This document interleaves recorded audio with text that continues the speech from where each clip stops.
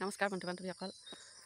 আন্তঃৰাষ্ট্ৰীয় যোগ দিৱস অনুষ্ঠানটো 21 জুন তাৰিখে অনুষ্ঠিত কৰা হৈ আহিছে আৰু ডাউকৰ মাত শুনিছেনে? একদম ওচৰতে ডাউক কেইটামানে মাতি দিছে।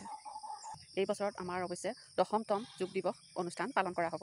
এই দিৱসত সমগ্ৰ বিশ্বতে একচুৱেলি পালন কৰা হয়, বহু দিনৰ পৰাই পালন কৰা হৈ আহিছে।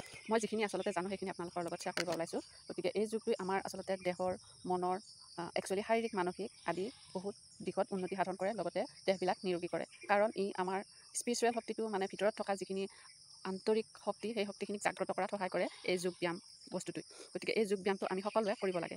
যিবিলাক নিৰোগী মানুহ আছে সেইবিলাক একচুৱেলি কম নহয়, কম অলপ হ'লেও তেওঁলোকে যোগ ব্যায়াম নিশ্চয় কৰে আৰু সেইকাৰণে তেওঁলোক নিৰোগী। গতিকে আমি সকলোৱে এই যোগ ব্যায়ামটোৰ প্ৰতি ইণ্টাৰেষ্ট হ'ব লাগে, তেতিয়া আমি সকলোবিলাকে একেলগে নিৰোগী হৈ থাকিব পাৰিম। আমি নিৰোগী হ'লে গোটেই দেশখন বা সমাজখনেই নিৰোগী হৈ যায়, তেতিয়া দেশৰ উন্নতি হয়। গতিকে এইবিলাকে আমাৰ অকল দেহ নিৰোগী কৰাই নহয়, ই আমাৰ সমাজখনক শান্ত, ধীৰ, স্থিৰ আৰু নিৰ্মল কৰাটো ই বহুত সহায় কৰে।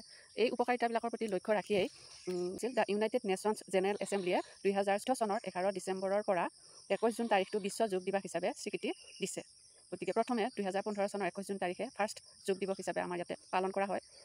গৌৰৱৰ বিষয় এইটো যে নৰেন্দ্ৰ মোদীজীয়ে প্ৰথম প্ৰস্তাৱটো আমাৰ ভাৰতৰ ক্ষেত্ৰত 69তম ছেছন UN জেনেৰেল এছেম্বলিত ৰাখিছিল। গতিকে এই যোগ দিৱসটো অত্যন্ত উপকাৰী আমাৰ সকলোৰে বাবে। গতিকে আপোনালোকে অহা কাইলৈ এই যোগ দিৱসত অংশগ্ৰহণ কৰিব, এইখিনি আপোনালোকৰ লগত ক'ব ওলাইছোঁ। গতিকে আপোনালোকে নিশ্চয় এইখিনি কৰিব বুলি আশা কৰিছোঁ। নমস্কাৰ।